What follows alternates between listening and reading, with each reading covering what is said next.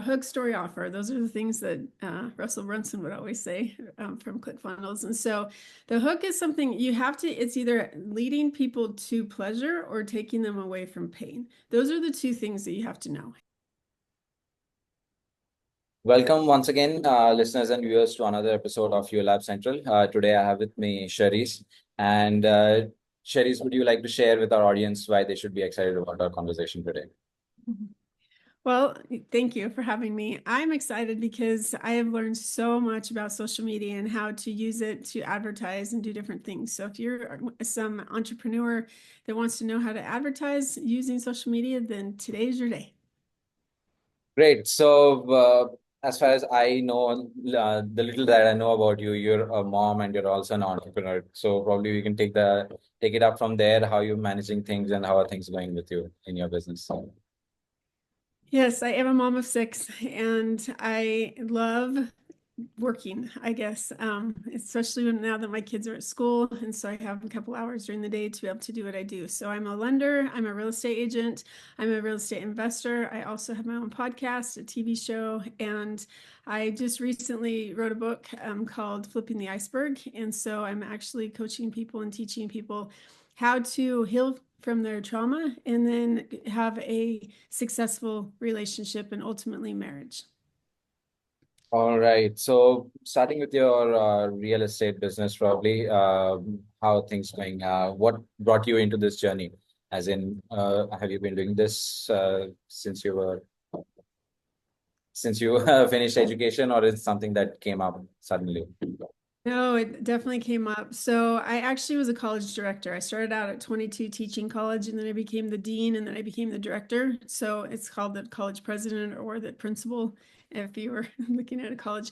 And so I did that for about 16 years. I opened up a college, and then some things happened in my life. I went through a divorce and then got remarried, and I'd always wanted to be a stay-at-home mom, and I never had the opportunity with my first husband because he wouldn't work. And so I had to be the breadwinner. And so when I married my second husband a couple years later, we had our first child, and this was his first child. I'd already had 4.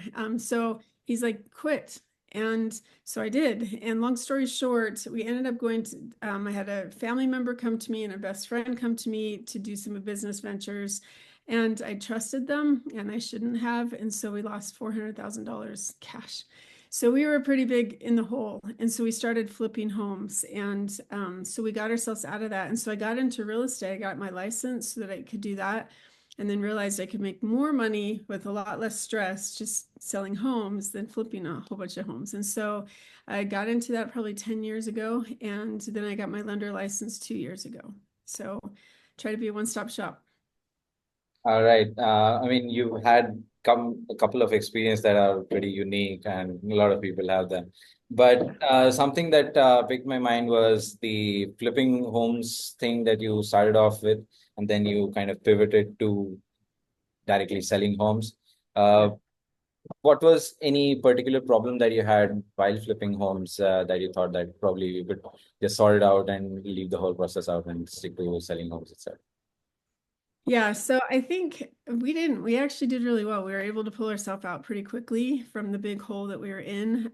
So that actually I loved. It was a lot of fun, but delegating is a hard thing for me. And so hiring a crew and trusting them to get it done and making sure that we focus on that, that's something that if you're looking to scale, you have to learn how to do. And so it's finding the right people, getting them on the bus is what I call it, so that you can trust them and then let them go while I continue to do my other real estate stuff. So that's actually something I'm doing now.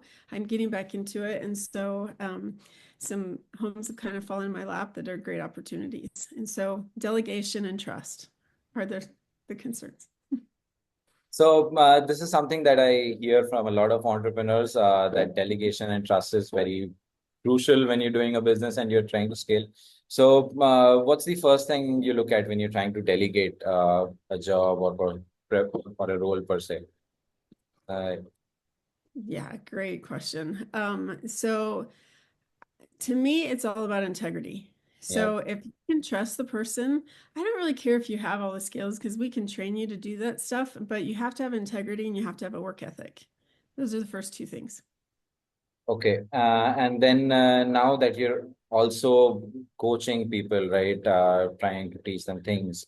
Now, even in this part, there is a lot of delegation, or probably just you have to tell people what to do. How do you build that trust with your audience? Yeah, know, like, and trust, right? So with an audience, especially, I had a mentor once, and she likened it to a baseball game. So if you don't Okay. like baseball, I'm sorry, my husband's a big baseball game. So you have first base, you have second base, you have third base, and you have home run.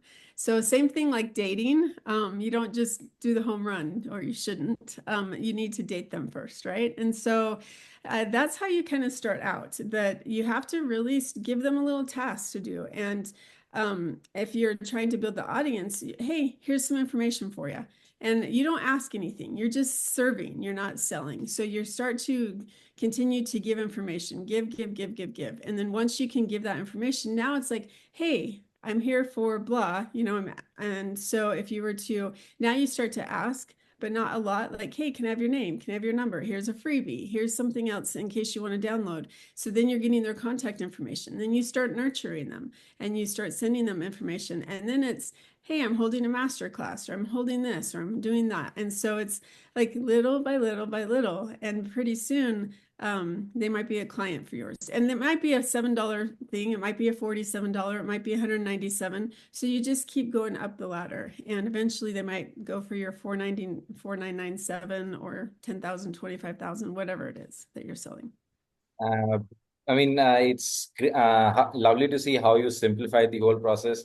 I mean, Mhm. some people like to technically call it the idea model of marketing, or there's a seven-step process for sales. But then again, it's how you brought the whole baseball thing going through the four bases. And yeah, so specifically coaching, right? Since you talked about that, and I guess it's connected to your book in some sort, the coaching that you do, or is it specifically just entrepreneurship, or both of these things that you do? Yeah, good question. So I have, my podcast is about business and relationships. And so we talk about business. So if you're looking to scale your business, I can help you with that. MBA, I've started several companies, but it's three things. So it's business, relationships, and real estate. So depending on what you're wanting to do, those are the three categories that I focus on. Okay, I mean, business is something that I'm interested in. Relationships, obviously, a lot of people are interested in, and real estate, there's an audience for that. Uh, but to be very frank, building a community across each of these is a different ball game altogether, right? When you want to 100%. put people who are looking to work around their relationships, or doing a business thing is a different ball game altogether. There's a different audience. Do you go reach out to them through the same channel per se, or do you have specific ways in which you reach out to each of them? Yeah, no, it always, and I should back up. When you're getting started, you should only focus on one because you're right. It is three different distinct things. For me, I've married the one, which is mompreneurs. So, with my podcast, Unbreakable Mompreneurs, we talk about business topics, but we also kind of start to talk about moms and being a mom and how to juggle that with your children. And then we get into being a wife. And so, I have married that together because that's what I want to focus on is the mompreneurs. So, this the audience that you have, right? How have you? How did this whole thing start out? Did you specifically just go all local, hyper local, connecting with people in person, and then probably creating an audience, say referrals or something of that sort, or did you? How long has it been that you've been using social media specifically for this purpose? What do you feel is better? Um, so local is more of the relationship coaching that I'm doing. So I've reached out to a lot of people, and so we'll do like um, meetups at a school library or something. Hey, let's talk about this, and let's have some kind of a mastermind type thing. So when it comes to the relationship coaching, mainly because when I was writing my book, I wanted feedback, especially for the workbook. And so for me, I wanted people that I knew kind of their background, they did need some help with that, and so to try to get some information for the podcast. Obviously it was a lot more national, actually. international because it's been going, I've interviewed multiple people from multiple different countries. And so when we talk about social media, though, real estate is where I've hit that hard. And so that would be more local because there's a radius of where I want to serve my clients and my avatar. And so with that, it's all about Facebook marketing, and it would be a 30-mile radius. I happened to check out your Facebook page. You've got like 2,300 followers or something. I mean, that's a great feat, to be very frank. So how are you engaging with them? Is it through videos or do you send out posts? You get a lot of DMs. What's the way that you're going through? Yeah, so I started, that's more of my personal account, you're right. And so I'm starting to build another one, which is Charisse Walker Coach. And so I just started on that about 2 months ago. I thought, okay, I Yeah. needed like direct everyone there. So I'm starting to build that one. But with my personal, that was where I was doing a lot of hashtags and a lot of different things to try to get some more reach out to those people in different groups. Okay, so since you mentioned that you're starting a new page, this is a very specific thing that we can talk about starting out on social media. So, what are the things that you have tried right now? Any specific strategy you're following, and how is it progressing in the 2 months that you've been on creating a new page? Mhm. What's working out or not working out, let's say? Consistency. So, and it really is hard because when you like, you need to focus on one.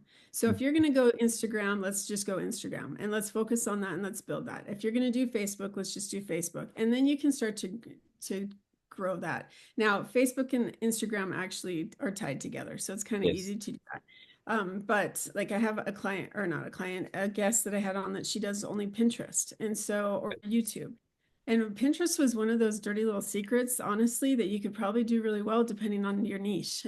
So with that, Reels are really a good thing. Instagram, you get a lot of views. And so for me, I am having a ton of people watching it, not necessarily subscribing yet. So we're still in the dating phase. And so it's just constantly putting out material. And so going live every single day is something that's important. Also, making sure that you're doing items of value. That Yeah. if you're trying to do local thing, let's spotlight different. Like for me as a real estate agent, I'm going to spotlight a park, or I'm going to spotlight a restaurant, or I'm going to spotlight a business. So you like every single day of the week, you could have something else because it should be 80-20, where Yeah. 80% just serving, 20%. Oh, by the way, here's what I offer. And Yeah. then I also do videos where I do target marketing and retargeting. So those are the things that I've been working on. So this consistency is something that I've been hearing from everybody across industries, whatever they work on. Being consistent is one thing. Mhm. And now, one thing that I'm hearing new is about going live. Okay.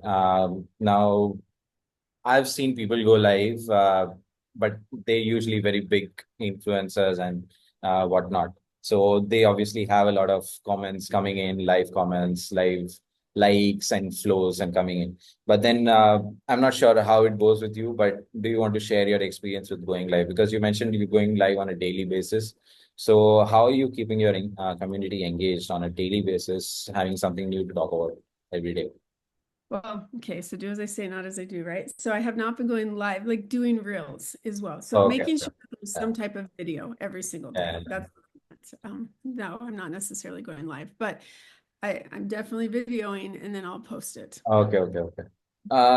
But then again, the reels itself, right? They have to have either a particular subject or even for the reel to be viewed. Mhm. Sometimes people say that there should be a hook at the Yeah. beginning of the reel. And what is your hook that keeps your audience engaged?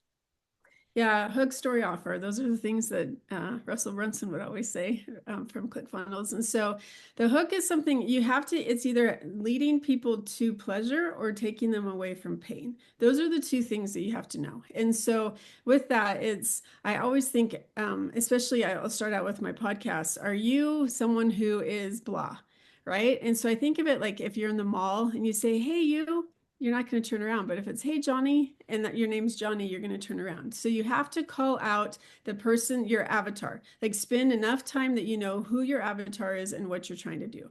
So for me, it might be divorced couples that I seem to have a lot of that, or relocators, people that are planning to relocate. So I'm going to talk about something about that. I'm going to hook them with something. And so it's usually for me, I want to take them away from pain because of what the topic is.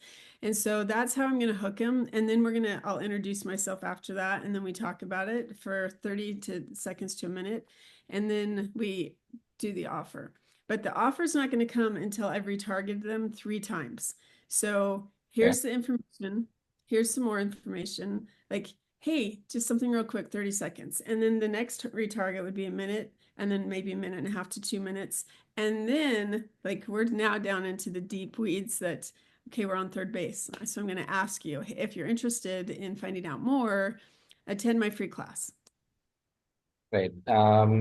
Free classes is something that a lot of people do to bring in leads and then put them into the whole cycle of sales and then getting them to your service. Uh, Right. how's your success been? What's your conversion ratio when it comes to free classes? Do you see a lot of people just come and go, take a session and then leave? Yeah, so that's another thing that you do is thanks for coming to my class. If you stick around to the end, I'm going to give you the free blah, blah, blah, right? And so that way people have to have the free, whatever it is. And so you get to stick around. I actually have a really good conversion, and I usually am going to meet with them because the lead's going to come in, because that's something else I've done is they just, if you'd like it, go to this website and they put in their information. So I'm instantly going to call them and ask, hey, how can I help you? And that has been fantastic. I mean, as this real estate client, I've gone from helping them buy a house to helping them sell, and then they split. Unfortunately, I'm telling you about divorce. That's why I wrote my book. And then I help them each buy a house. And then another client tells me, you know what? I don't want to live here anymore. I want to move back home to my family. So then I help them sell that house and I help them buy another house. And then, oh, I have all these friends on the side or cousins that are also looking. And so Yeah. it really has just blossomed. And it usually happens a lot like that. Yeah, I heard that on another conversation that referrals are very core to business, and especially in the service industry, if you have a good name for a specific service, it flies. Mhm. Coming to that, the way you pointed out to your book, let's talk about the book itself, because you have a lot of things into that. You want to share a little more about your book itself? Mhm. So divorce is something that's very common in the United States and actually worldwide. And it's something, especially, I would say 30, 40 years ago, people stayed together because that's what you did. And now people don't. And actually, unfortunately, marriage rate is down 70% because now people are living together instead of getting married because they're afraid their parents screwed them up. They're all divorced and they don't want to commit.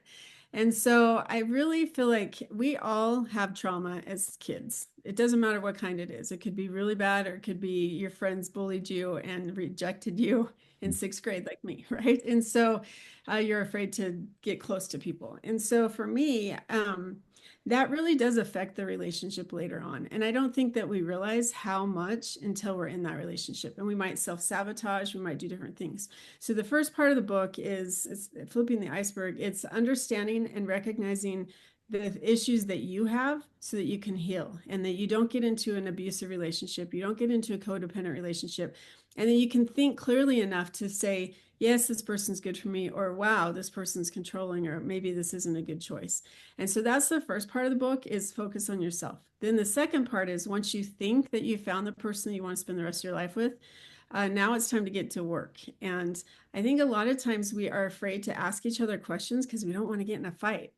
So we get married and now we're going to get in a fight and realize we have irreconcilable differences. So the second part is really, it's like, and everything's an acronym, but it's really asking each other the hard questions and setting your expectations. This is who I am, trying to flip their iceberg, because an iceberg 10% is above the water, 90% is below. So if you can Yes. flip it and get to know the 90%, explore the 10% afterwards. That's great. But really trying to figure out who you are and who your mate is. And then decide at that point, yes, I want to continue, or no, I don't, before you get married. Right. I mean, coming to someone who's probably getting into that state right now, so I'll probably check your book out and see what I can do. Yes. So yeah, I'll probably do that as well. And for people who want to check it out, obviously they can. But yeah, the self-realization part is something that I guess is very crucial across. I mean, not just when you're going out looking for a relationship, but even when you're trying to do other things in life as well, right? Because Mhm. you have to understand where you come from. Only then you can probably see where the other person is coming from, perhaps. Mhm. Uh, have you had that situation trying to talk people into trying to make them realize that, yeah, before you have to have this mutual understanding like that? Yeah, so that's something, I mean, young adults is really where I'm trying to focus because my kids are all getting to that age where they have boyfriends and girlfriends. And I'm like, we're gonna go through the workbook and we're gonna go through the exercises and the workshop before you get married because, I think it's important. And so, um, the realization and helping people to that point, yeah, they all say, yeah, that's really good, Charisse. But I think for me, like they have to be wanting it and they have to really be interested in it. And if they're not, it's going to be tough. So I did create a workbook as well. I just finished it last week. It's in editing, so I'll be happy to send that to you as a freebie gift for now. It's quite lengthy, and I worry about that, and so that's where I'm trying to get feedback because what's important to you and what you've been through, it might not be the same thing as somebody else. So I feel like Yep. there's tons of questions, but only focus on this section for you, and someone else can do this section. So that's why there's so many questions in there. But I don't know. I can't cut it down. I just feel like it's it all needs to be there. Yeah, I mean, when you're trying to build something, all of the things need to be taken care of at the Mhm. beginning because otherwise, I mean, a solid foundation is what keeps the thing running, right? Be it a Yeah. home or be it a relationship. Uh, Mhm. mm, so next up, I guess we come down to business. But I don't know. I mean, you're helping other moms get into business. What's the preferred business? I mean, that moms want to get into in the US. Is there something that you're seeing? Is there a trend? No, there's not a trend at all. So some people it's service, some people it could be, pair of glasses, or it doesn't matter. Or another one is designing. So no, the whole purpose of that was because I felt stuck. I really did. And when I was directing the colleges, I had gotten this college all the way through accreditation. And so what that means is it's a stamp of approval so that you could get government funding. And so when I got it accredited, like I was going through a divorce at the same exact time. And so I had four kids under the age of 10, well, nine actually. So my youngest was 3. And so I sent them off to their uncle and aunt's house to live there for a month during the summer while I like literally lived at the school. And I had like came in at 8 in the morning and left at 2 o'clock the next day. And we got Yeah. accredited. We did all this stuff, but those are the type of hours I was working. And as soon as we got accredited, I showed up one day and my boss was in my office with another guy. And he goes, Charisse, meet your replacement. And I go, what? Because my school was doing better than my boss's. And so why am I being replaced? And Yeah. I found out the CEO's best friend lived in Florida and he wanted to move back to Utah and he needed a job. So all of a sudden, my job was available. Right. Nice, right?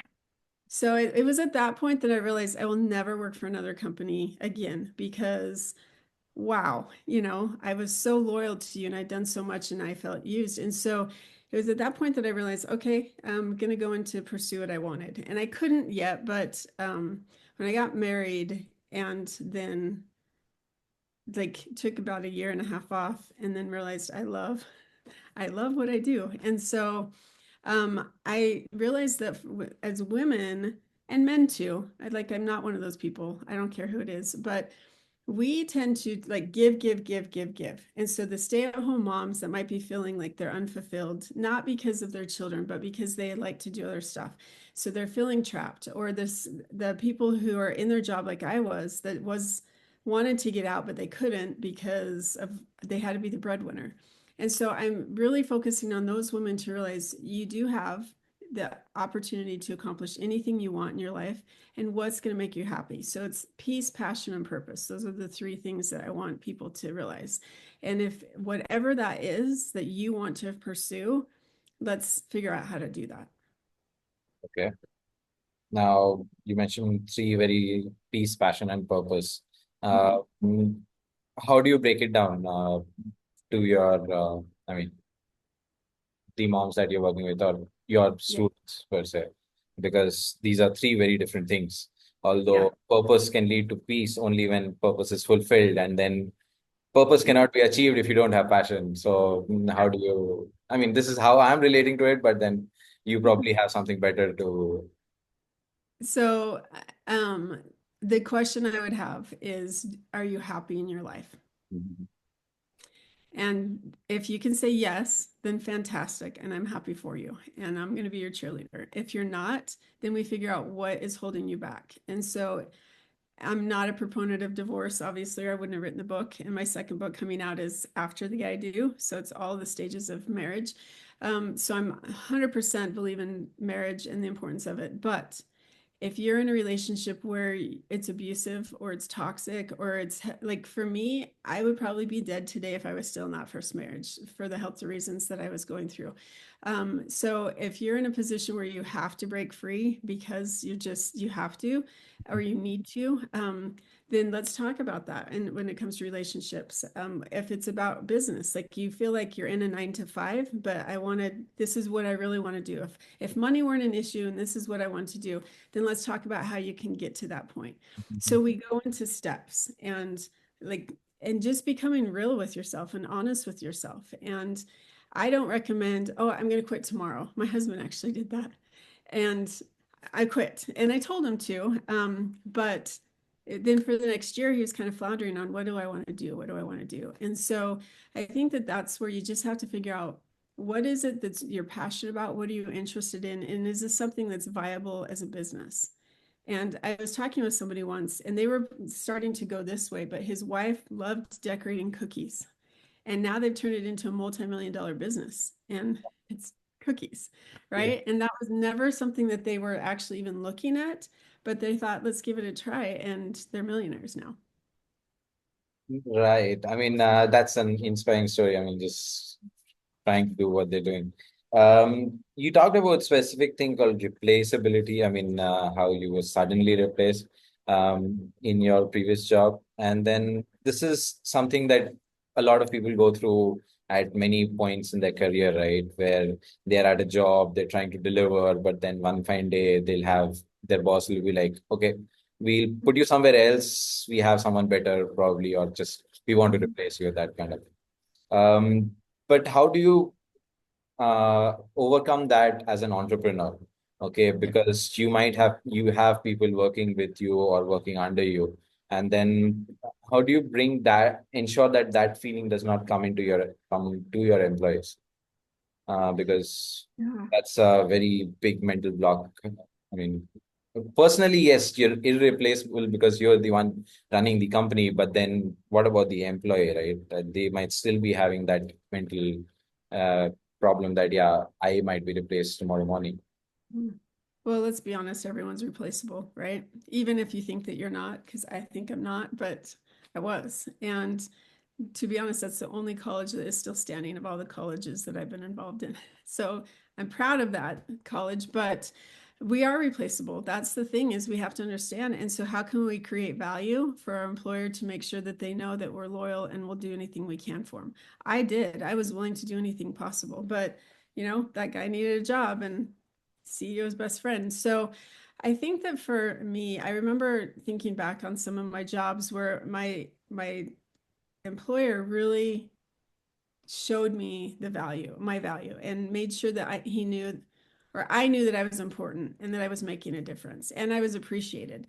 So I think that we all have different types of love languages. I can't remember the guy's name, but that book.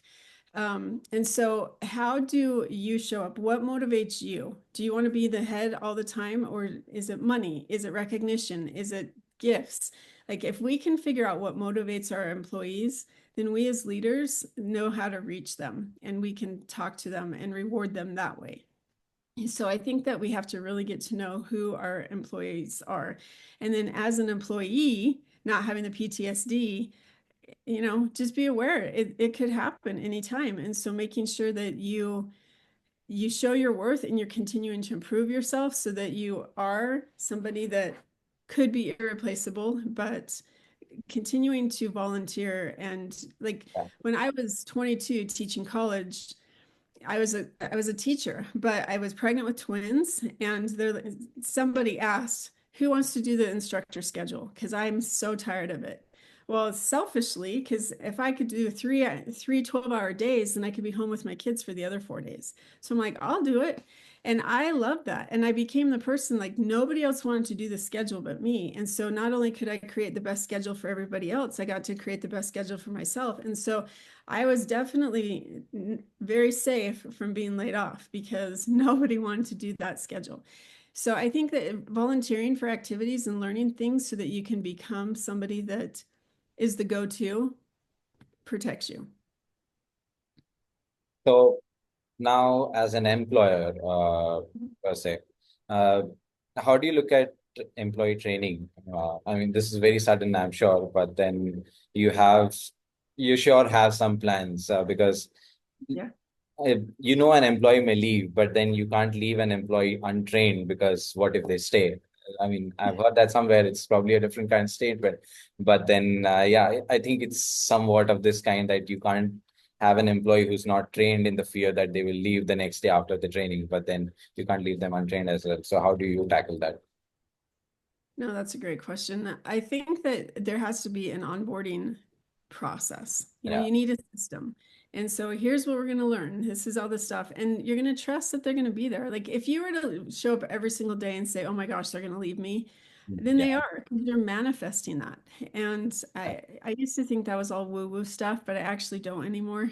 It's kind of weird how I've changed. But you have to treat them like we are a team, we are a partnership, and Yeah. we're going to build this together. And I'm so excited. Let's go. And then making sure that they know. And my biggest issue, and you can ask my husband, my kids that have worked for me, like I expect them to know it because I've taught myself all this stuff and nobody's shown me it. I've learned it all on my own. But I am different than somebody else. Like you have to understand the different type of mentality. Some people, their goal is to become the CEO one day, Yeah. and kudos. Another one is their goal is to be able to collect a paycheck so that they can go sit on a lake and fish all day. That's my Yeah. husband. So for him, if he can show up and know that he's in a secure position that he never has to worry about again, he's golden and he's loyal. Uh, for me, I want to continue to move up. And so Yeah. that's something that you have to understand the motivation again of that person. And there's I think it's Dan Henry or it's 2x something 10x and 2x. I forgot the name of it. It's on my bookshelf somewhere. But um, your whole goal should be to train that person so well that they can take over a position higher in your company because they're going to help you grow it so they can take over. And then instead of them doing all the 10x stuff, they focus on the 20x stuff. And so that way they can catapult you. And then the next person you hired Yeah. so that they can take care of this stuff. So if you can, I look at Grant Cardone as a perfect example of this. He has built this mega multi-billion-dollar industry, and the guy's a genius. I'll give him that. I adore him. I coach with him, but he has surrounded himself with empire people that he's just like, okay, let's go. And he trusts them enough to take it on. And so he's surrounded himself with people that are quite frankly better at him than him in a lot of things. So if you're so insecure that you're going to stifle your employees, then you're not ready to be that leader. That's a great way to put it. I mean, yeah. I know, I mean, we talked about a lot of things today, so I'm guessing the audience has a lot to pick up. Thanks for joining me in on this episode.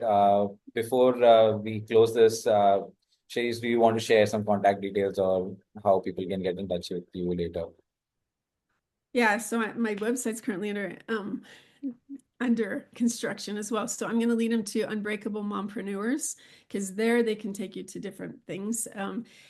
If you're listening to this in a little bit, CharisseWalker.com would be the place to go. And so we can talk about business, relationships, or real estate.